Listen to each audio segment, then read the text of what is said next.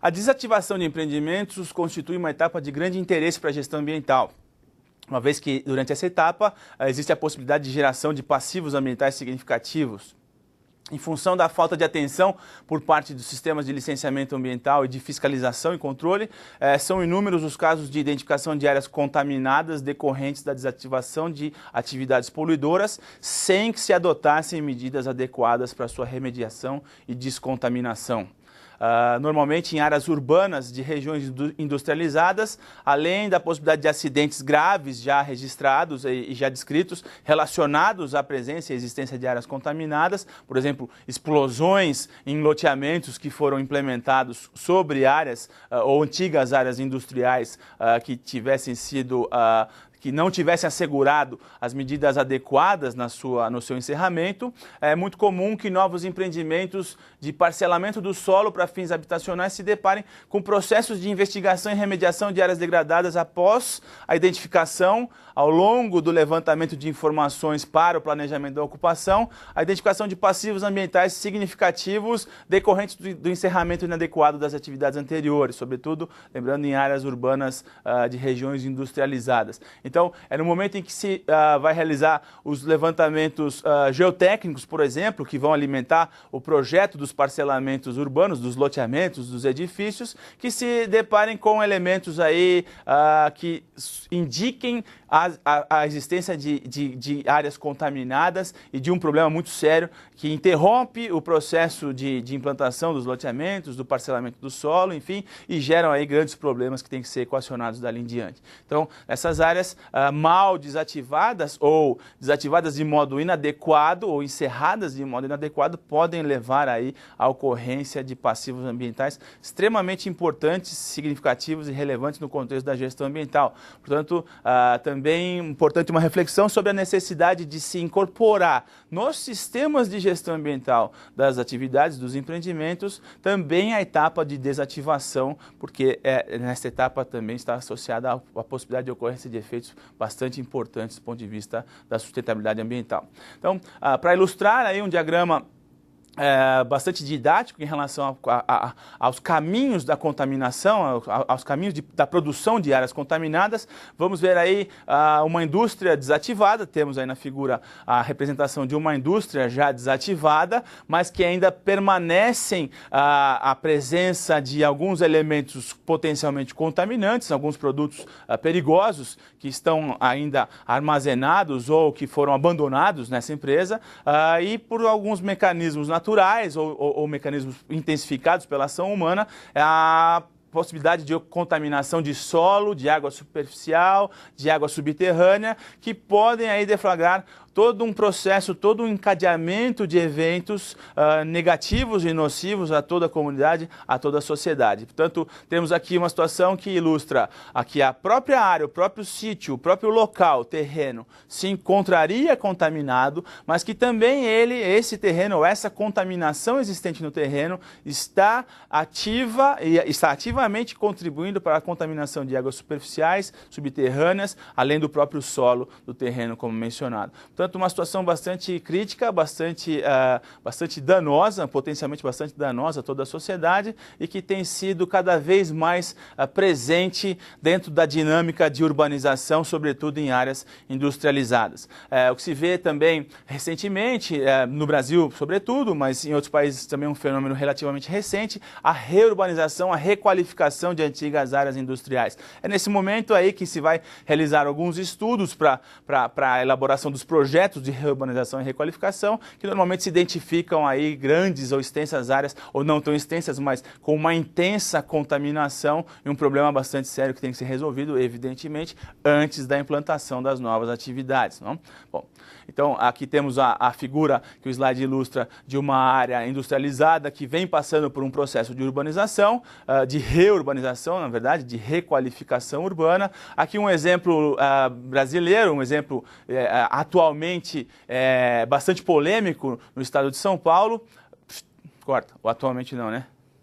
Não. Então, aqui um exemplo brasileiro, um exemplo bastante polêmico no estado de São Paulo. A Universidade de São Paulo implanta um campus em área antigamente ocupada por indústrias, em área industrial no estado de São Paulo, e que se verifica somente depois da implantação desse campus universitário, depois da ocupação pela comunidade universitária, as atividades universitárias, acadêmicas, etc., que se verifica que um terreno havia sido submetido a um processo de contaminação, que havia sido negligenciada a sua descontaminação, algo teria escapado aos processos de licenciamento ambiental e etc., também piorado por novas ações, novas atividades que também promoveram a intensificação dessa contaminação. Como consequência, esse campus, essa unidade universitária, passou a ser interditada e proibida qualquer tipo de atividade acadêmica até que se promovesse a total descontaminação ou, pelo menos, o equacionamento, a segurança, a diminuição dos riscos a níveis controlados ou controláveis que permitisse o retorno da comunidade acadêmica e do desenvolvimento de atividades acadêmicas dentro dessa unidade aí da Universidade de São Paulo. Então, determinadas atividades, vamos lembrar, têm como característica o fato de apresentarem um ciclo de vida útil facilmente identificável em termos do tempo de exploração de seus atributos funcionais. Por exemplo, a atividade de mineração, cujo ciclo de exploração está associado às possibilidades técnicas e econômicas para o aproveitamento de uma jazida mineral, aterros sanitários, aterros de resíduos domiciliares, industriais, de construção civil, que tem aí limitações de espaço, limitações volumétricas em relação à quantidade ou ao volume de resíduos possíveis ou passíveis de serem armazenados dentro desse empreendimento, também trabalham com uma capacidade bastante pré-determinada ou bastante limitada em termos do seu ciclo de vida, em termos da vida útil que esse empreendimento permanecerá em operação. Esses empreendimentos, sim, já são facilmente identificáveis e têm normalmente sido incorporados ao processo de licenciamento ambiental as medidas de mitigação e controle já prevendo a desativação, prevendo o horizonte final de operação e desativação e encerramento desse tipo de empreendimento. Então, aqui no slide nós temos duas figuras, uma delas mostrando um aterro sanitário já em processo de encerramento, portanto, as áreas sendo revegetadas, é possível ver aí já o terreno, ou a antiga área ocupada pelo aterro já gramado, com a implantação de dispositivos de drenagem de gases, queimadores de gases, coleta de chorume produzido, etc. e tal. E à direita, no slide, uma antiga área de mineração, também já encerrada, já desativada, também com a recuperação da vegetação, a promoção aí de uma revegetação, o encerramento de todas as atividades no entorno também e a situação em que ela se encontra depois da promoção dessas medidas aí já de desativação. Todas essas medidas, no caso desses dois tipos de empreendimento, dessas duas tipologias de empreendimentos, essas medidas são estabelecidas já normalmente dentro do processo de licenciamento ambiental. Outras atividades não têm essa característica, a desativação ainda tem sido algo que deve ser melhor integrada aos processos de licenciamento ambiental. Seja como for, o que se tem que levar em conta é que os empreendimentos têm certamente um horizonte temporal previsível ou passível de ser previsto para a sua operação. A maior parte dos empreendimentos é possível levar em consideração que será desativado dentro de um determinado horizonte temporal e, portanto, o licenciamento ambiental, a avaliação de impacto ambiental, também como elemento promotor da sustentabilidade, também como elemento integrado aos sistemas de gestão ambiental, também deve levar em consideração as medidas necessárias para a promoção do encerramento adequado dessas atividades. Bom, em decorrência desse perfil de atividades, essas atividades como já falei tudo isso. Então, esse pula. Vai. Como dito, em alguns sistemas de licenciamento e avaliação, já a etapa de desativação começa a surgir como elemento reconhecido e integrado aos processos de tomada de decisão por meio do licenciamento ambiental.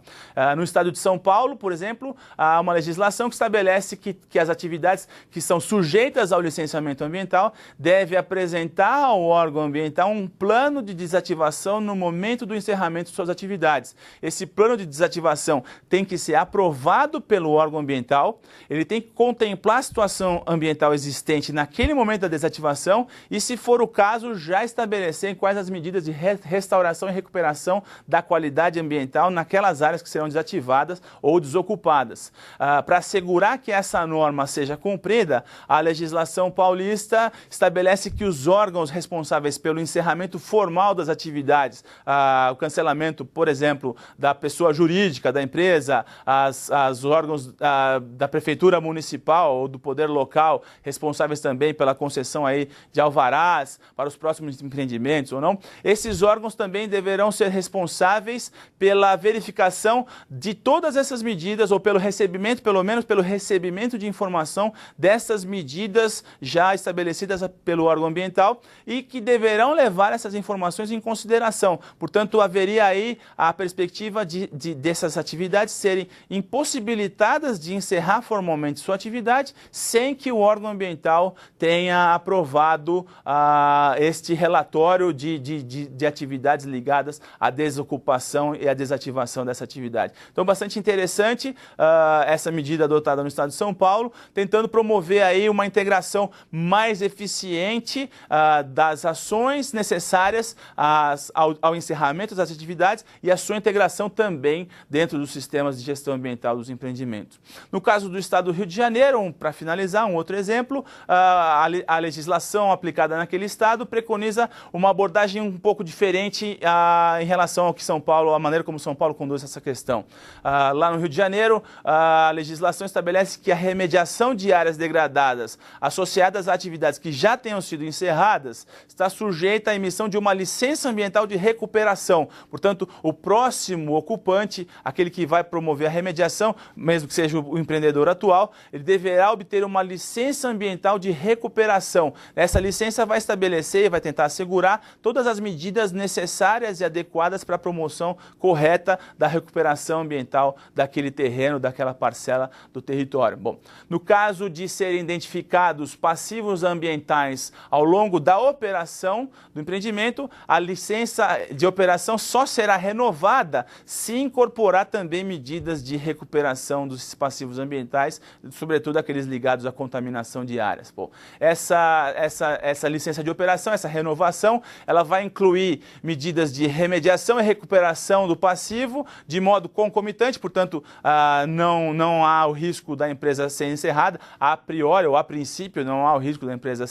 ter suas atividades paralisadas, desde que o órgão ambiental considere possível de encaminhar de modo concomitante tanto a recuperação da área quanto a continuidade da operação das atividades daquela empresa, daquele empreendimento, desde que isso não ofereça risco da saúde à população ou aos trabalhadores. Bom, portanto, finalizando, a intenção dessa aula era procurar deixar mais claro e mais evidente em que medida os sistemas de gestão ambiental operados pelo Estado, sobretudo por meio de instrumentos como avaliação de impacto ambiental e licenciamento ambiental de atividades potencialmente causadoras de degradação ambiental, em que medida esse sistema promove os elementos básicos, fundamentais para o desenho do sistema de gestão ambiental que a empresa deverá coordenar a partir daí, a partir da implantação e da operação de suas atividades. O que nós vamos fazer daqui para frente, nas próximas aulas, será trabalhar os aspectos relacionados à implementação dos sistemas de gestão ambiental no âmbito exclusivo das organizações. Vamos trabalhar com seus princípios, seus fundamentos e os seus instrumentos principais que vêm sendo aplicados na coordenação e na implantação dos sistemas de gestão ambiental. Então, nos veremos na próxima aula.